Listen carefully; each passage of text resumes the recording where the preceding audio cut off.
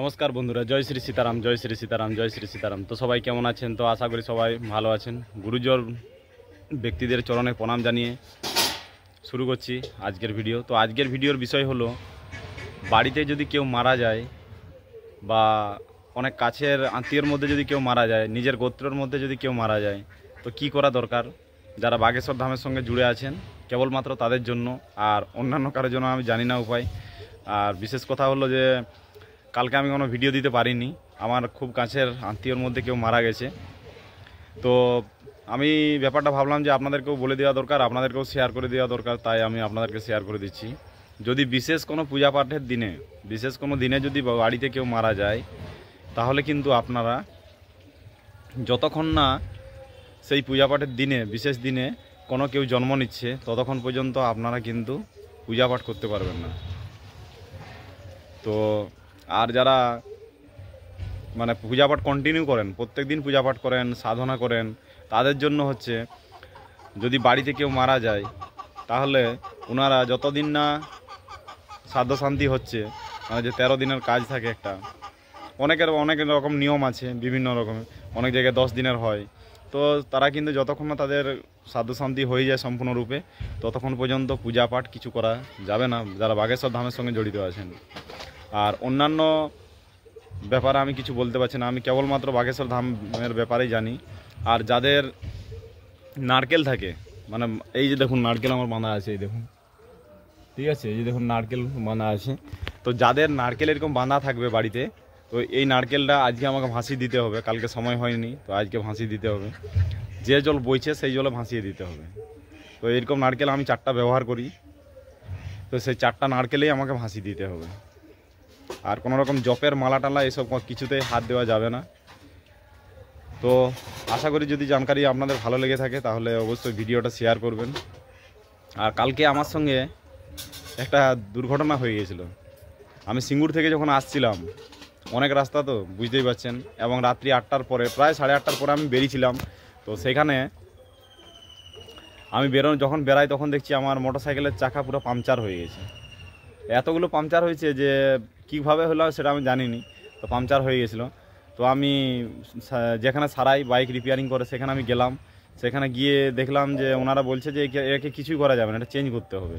তো সেই সময় তো পয়সা টয়সা নেই কাছে যে চেঞ্জ করব। তখন আমি কী ভাবলাম, বালাজির নাম নিয়ে ওখান থেকে বেরিয়ে পড়লাম। ওনারা বলে রাস্তাতে আপনি কিছু দূর যাওয়ার পরে ফেঁসে যাবেন। তো যাই হোক, বালাজির নাম করে আমি বেরিয়ে পড়েছিলাম। আর এত দূর রাস্তা, তো এত দূর রাস্তা আস্তে আস্তে মোটামুটি আমার রাত্রি প্রায় 12টার কাছাকাছি বেজে গেছিলো।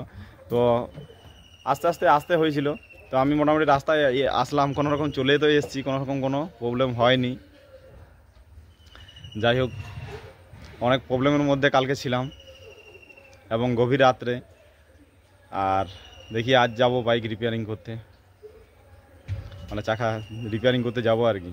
তো চলুন, অনেকে ফোন করার রিকোয়েস্ট করেছিল কালকে, তো আমি ফোন অনেকের তুলতেই পারিনি, সময় না থাকার জন্য আমি কালকে ব্যস্ততার মধ্যেই ছিলাম। তো এই জন্য আমি কারো ফোনও তুলতে পারিনি। তো যারা যারা ফোন করবেন ভাবছিলেন, তারা হোয়াটসঅ্যাপে কল করতে পারেন, ডাইরেক্ট কল করবেন না। ডাইরেক্ট কলের সুবিধাটা আমি বন্ধই করে দেবো। আপনারা হোয়াটসঅ্যাপে কল করবেন আর হোয়াটসঅ্যাপে মেসেজ করবেন, আমি আমার সময় মতো কল করব। আর অনেকেই কোশ্চেন করে আমাকে যে আমার সঙ্গে যেতে চাই বাগেশ্বর ধামে। ঠিক আছে, অ্যাকচুয়ালি কোনো অসুবিধা নেই, টিকিট কনফার্ম হয়ে গেলে ভালো। কারণ এত দূর রাস্তা আপনারা কিভাবে যাবেন? এত দূর রাস্তা যেতে গেলে তো কমসে কম একটু তো রেস্ট নিতে হবে, ঘুমোতে হবে। ঘুমানোর জায়গা যদি কেউ নাও পেয়ে থাকে, তো বসার তো জায়গা দরকার। তো সিট কনফার্ম না হলে কি করে যাবেন? এটা একটা বড় ব্যাপার। তারপর অনেকেই কি হয়, সিট কনফার্ম না থাকলেও চলে যায়। আর অনেকেই আমাকে প্রশ্ন করেছে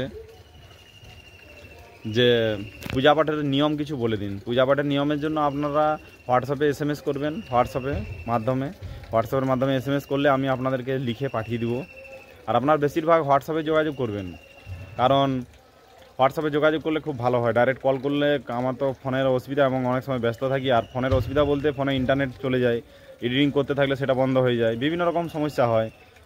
যার জন্য আমি মোটামুটি আপনাদেরকে রিকোয়েস্ট করছি যে আপনারা হোয়াটসঅ্যাপে কল করবেন। আর ফোন নাম্বারটা আমার পাবেন কোথায়, এটা সবথেকে বড় কথা। ফোন নাম্বারটা আমি ডাইরেক্ট দিয়েছিলাম, তখন কেউ এখনও অনেক মানুষ করে এরকম, ফোন নাম্বারটা নিয়ে করে তার ভিডিও দেখার কোনো প্রয়োজন নেই। আপনারা একটা কথা বুঝবেন শুধু, যে আমি যদি 50 জনকে, যদি 50 জন আমাকে কল করে আমাকে বিভিন্ন রকম কোশ্চেন করে, তাহলে আমি সেগুলো উত্তর দেওয়া 50 জনকে কি সম্ভব?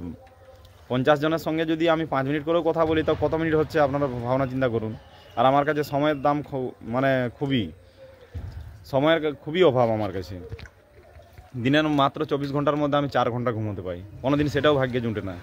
তো এইরকম হয়ে থাকে আমার সঙ্গে। তো আপনারা হোয়াটসঅ্যাপে চেষ্টা করবেন, এবং আমি তো ভিডিও দিয়েছি, আপনারা প্লে লিস্টে যাবেন, বাগেশ্বর ধাম বাংলা প্লে লিস্ট আছে, বানানো আছে চ্যানেলের মধ্যে। তো সেই প্লে লিস্টে গেলে আপনারা সব কিছু ওখানে ভিডিও পেয়ে যাবেন। আমি তো এমন কোনো নয় যে আমি হাজার ভিডিও ঢেলেছি, সেরকম নয়। কয়েকটা ভিডিও আছে, 50-60টা এরকম ভিডিও আছে। তো আপনারা সেগুলো একটা চেক করবেন। থাম্বনেলে তো লিখেছি যে এই ভিডিও, এই ব্যাপারে সমস্ত ভিডিও আপনারা পেয়ে যাবেন। আচ্ছা, আপনার মনে হয় যদি সেই ভিডিও নেই ওখানে, আমি এখন যে আপনাদের সঙ্গে কথা বলছি না, তার থেকেও ভালো করে ওখানে বোঝানো হয়েছে। আর আপনাদের যদি মনে হয় যে কোনো ভিডিও ওখানে দেওয়া নেই, যেমন আজকে যে ভিডিওটা দিলাম, এই ভিডিওটা দেওয়া ছিল না, তাই সেগুলো আপনারা কোশ্চেন করবেন, আমি ভিডিও বানিয়ে দেবো, নাহলে আপনাদেরকে ভয়েস রেকর্ডের মাধ্যমে পাঠিয়ে দেবো, যে কোনো মাধ্যমে আপনাদেরকে মোটামুটি জানিয়ে দেবো। আর অনেকে বিদেশ থেকে যারা কন্ট্যাক্ট করছেন, যাদের সঙ্গে কথা বলতে পারিনি আমি, তাদের কাছেও রিকোয়েস্ট, আপনারা হোয়াটসঅ্যাপে যোগাযোগ করবেন। হোয়াটসঅ্যাপের মাধ্যমেই সময় হলে, যদি কোনো দিন সময় পারি, আমি কথা বলবো নিশ্চয়ই। জয় শ্রী সীতারাম। সবাই ভালো থাকবেন, সুস্থ থাকবেন।